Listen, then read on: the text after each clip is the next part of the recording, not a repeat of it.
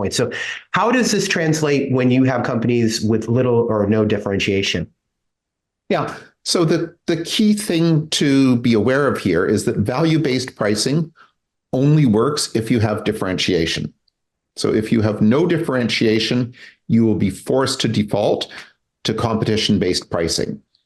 But there are lots of different ways to differentiate. Differentiation is not just dependent, on your product's features.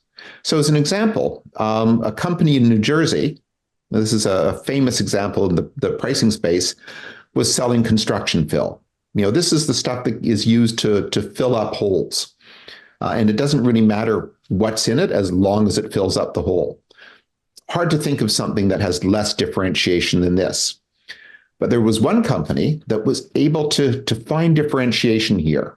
And what they did was their competitors were saying, yeah, we'll have that, load to you sometime tomorrow.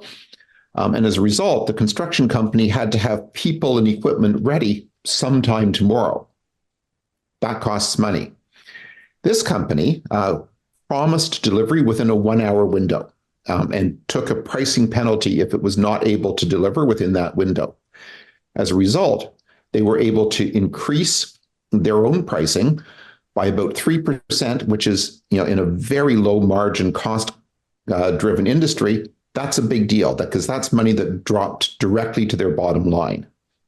So, I think that the lesson here is there are many different ways to find differentiation, and company leadership always needs to be thinking about this and driving their competitive and value-based differentiation.